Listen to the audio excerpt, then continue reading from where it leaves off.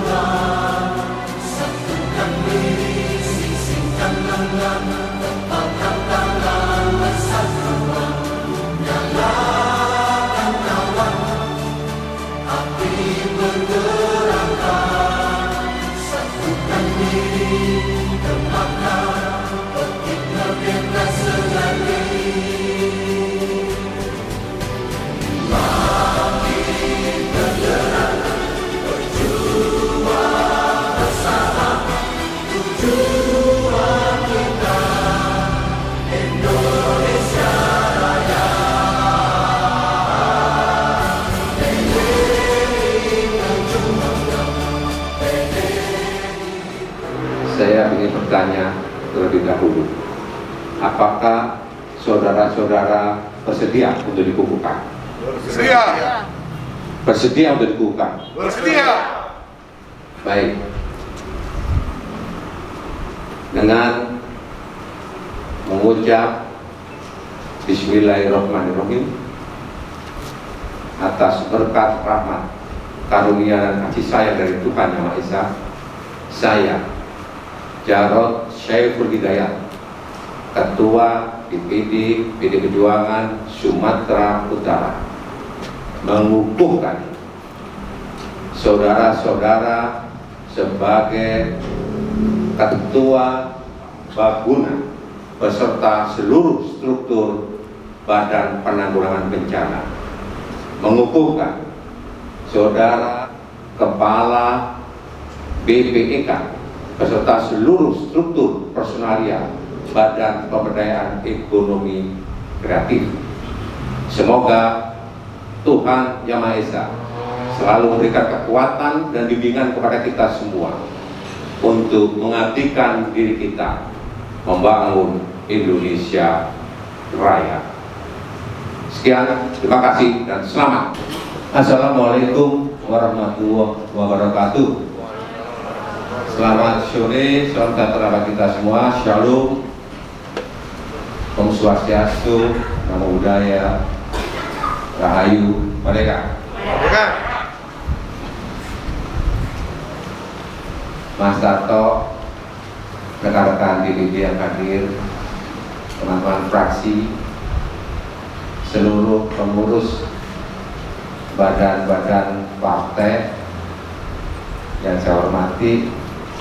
Alhamdulillah kita bisa bertemu lagi di sini untuk berdiskusi, menyampaikan beberapa hal, dan ini semua tokoh-tokoh yang ada di sini. Memang saya sampaikan kepada Mas Tarto dan teman-teman di sini, kita ini perlu mendapatkan masukan, mendapatkan urun rembuk pendapat dari tokoh-tokoh masyarakat yang sudah dengan sangat bagus direkrut ke dalam badan-badan.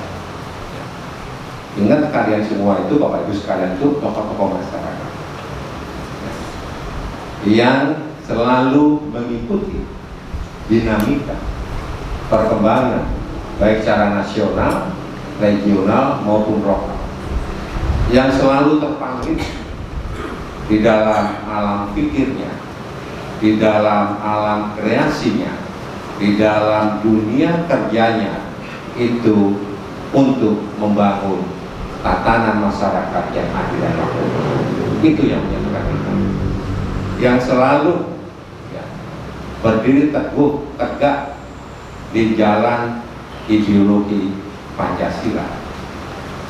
Ini tokoh-tokoh semua selalu itu yang kita bicarakan, yang selalu berjuang untuk tetap menjaga dan mengamankan persatuan antar bangsa di dalam wadah negara kesatuan Republik Indonesia. Kan begitu? Yang selalu berjuang untuk mengukuhkan bahwa bangsa Indonesia itu adalah bangsa yang beragam, maka kita tetap kokoh berdiri di semboyan Bhinneka Tunggal Ika, Tanhana Dharma Marwa.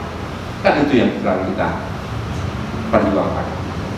Jadi saya menganggap bahwa kalian semua itu, Bapak Ibu sekalian, itu adalah tokoh-tokoh masyarakat yang selalu memikirkan bangsa ini ke depan seperti apa, yang selalu berpikir bahwa perjuangan kita ini bukan semata-mata untuk diri kita dan keluarga kita, tidak, tapi betul-betul semata-mata untuk kita wariskan kepada anak, cucu, dan keturunan kita, bangsa Indonesia.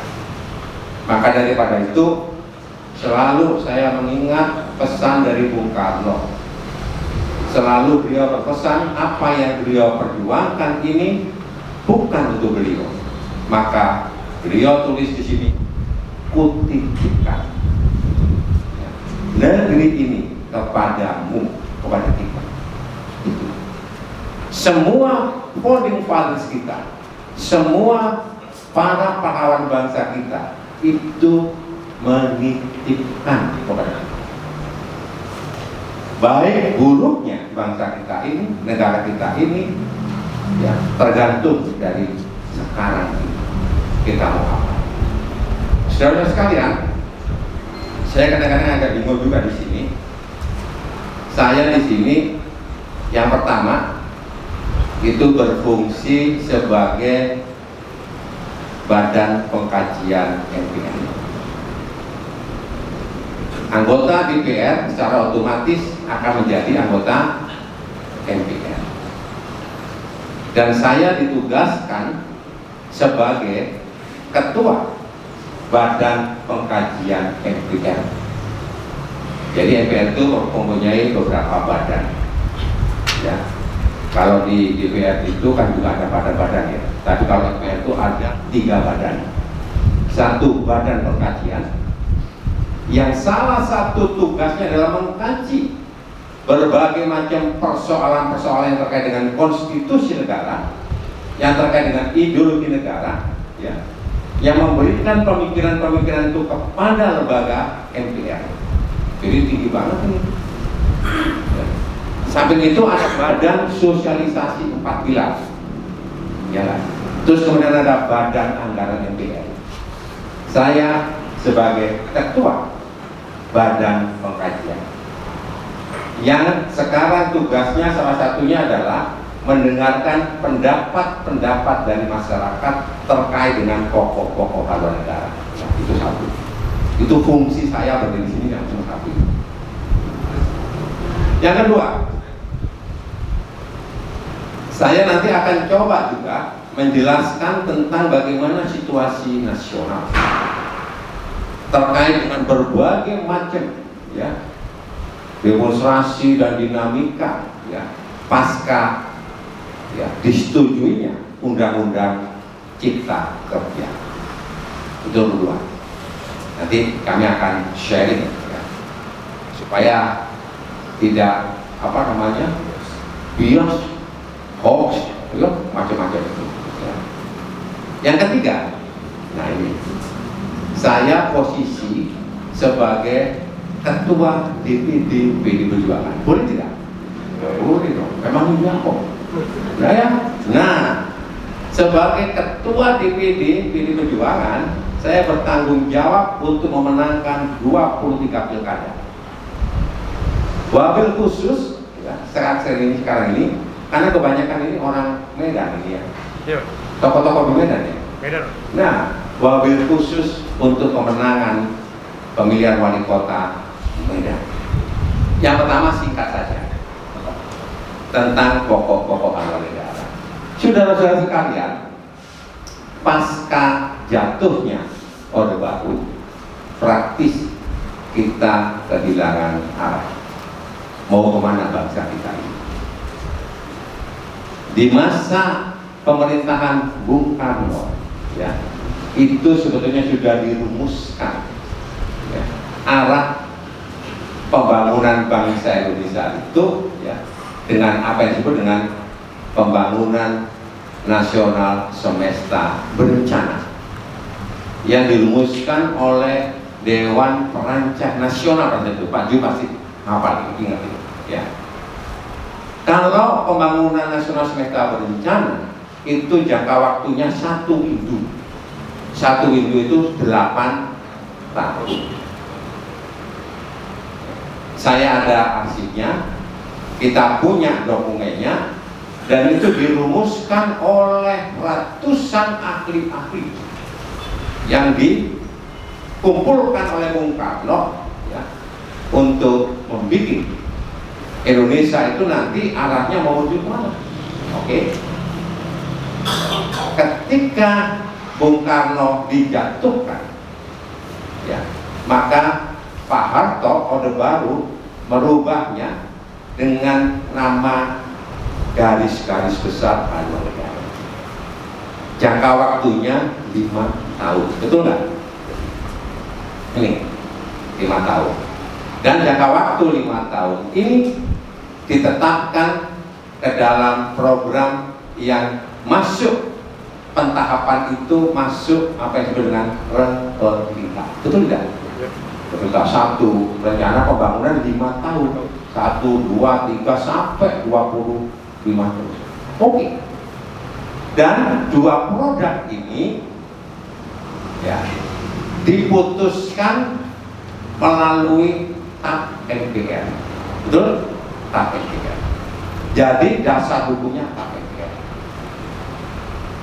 Pasca reformasi tidak ada. Yang ada adalah perencanaan pembangunan nasional jangka panjang yang diterapkan melalui undang-undang yang disebut dengan RPJMN. Ya, ini harusnya RPJMN ini diterjemahkan ke dalam RPJMD provinsi, kan gitu. Dilanjutkan dengan RPJMD kabupaten kota, tapi nyatanya tidak. Dewek. Kenapa? Karena, ya, dengan pemilihan langsung arah pembangunan daerah itu tergantung kepada visi misi kepala daerah. Betul atau tidak? Visi misi itulah yang nanti dirumuskan ke dalam RPJMD. Betul nggak? Nah, visi misi ini menurut pengalaman saya banyak tidak dibuat sendiri oleh calon, tapi yang membuat tim sukses, konsultan, nggak peduli jadi. Sehingga, ya, arahnya bisa ya nggak mes juga. Padahal harusnya itu kan sinkron. Kan gitu. Dulu zaman Orde Baru kita kenal, kita bangun itu selalu arahnya ke yang kita sebut, kalian masih ingat ya, trilogi pembangunan. Betul nggak? Pertama pertumbuhan, iya nggak? Terus pemerataan, terus kemudian stabilitas, tiga-tiganya. Sekarang Jadi kosong ini. Artinya bangsa kita ini mau lari kemana susah. Padahal arahnya sebetulnya mau menuju kemana sudah jelas, yaitu termaktub ke dalam pembukaan Undang-Undang 45 dan seluruh batang tubuh dan isinya. Harusnya mengacu ke situ tuh. Sekarang DVD terserah. Persoalannya adalah kepala daerah itu dari partai macam-macam. Kan begitu? Sesuai dengan seleranya macam-macam. Ingat tidak? Ini pengalaman ini. Dan banyak yang ingin jadi kepala daerah itu tidak paham tentang ideologi, tidak paham tentang konstitusi. Makanya membuat visi misi asal-asalan saja. Nah, PD Perjuangan tidak boleh. Makanya kita ada sekolah partai. Saya cek betul. Ya, kebetulan saya di Ketua Bidang Ideologi dan Organisasi. Saya cek setiap visi misi dari calon PD Perjuangan. Semuanya masuk. Dan kemudian kita luruskan, kita berikan masukan supaya tidak menyimpang. Idealnya adalah tujuan nasional yang dibuat oleh Pak Jokowi, Pak Maruf Amin diterjemahkan menjadi provinsi. Betul nggak? Diambil oleh provinsi, diambil, diterjemahkan oleh kabupaten kota. Sekarang tidak.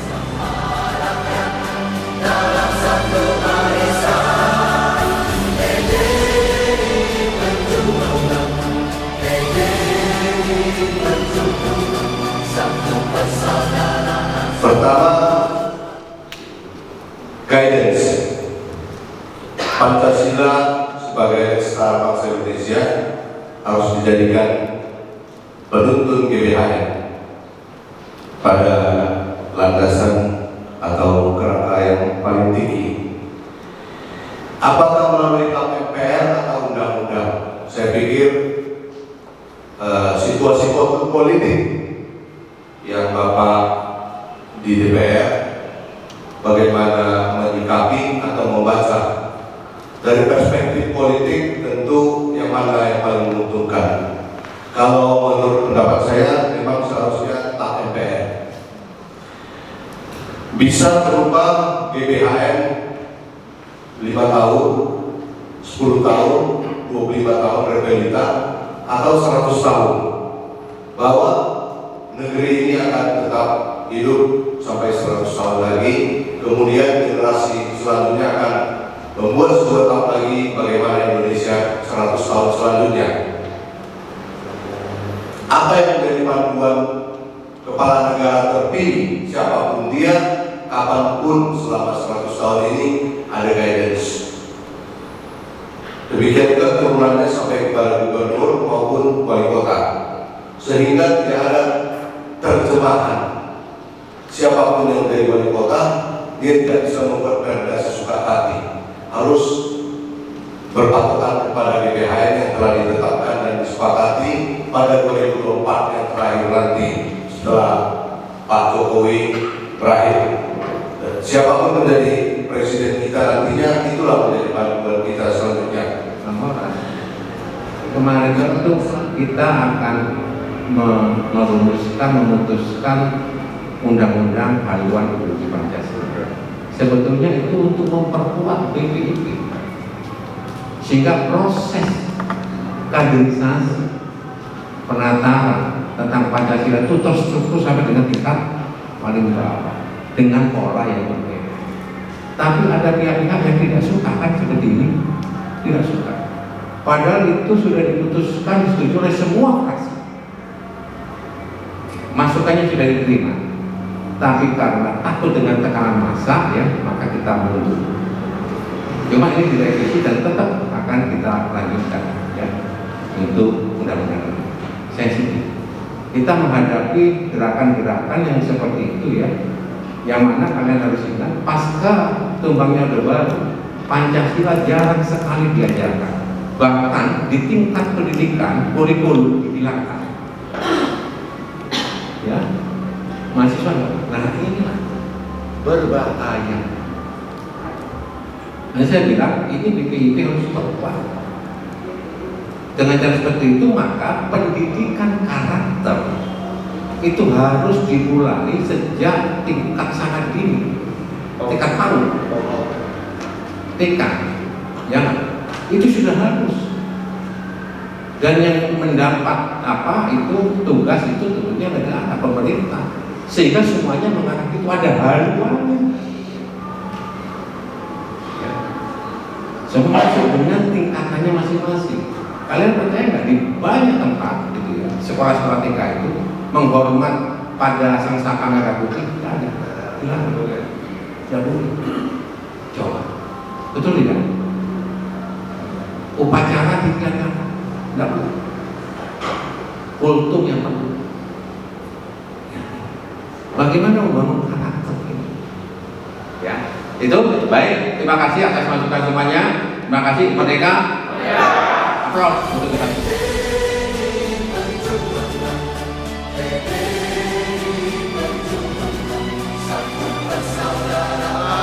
Dua jari, jangan lupa pilih Bung Bobi. Salam dua jari, jangan lupa pilih Bung Bobi. Aulia.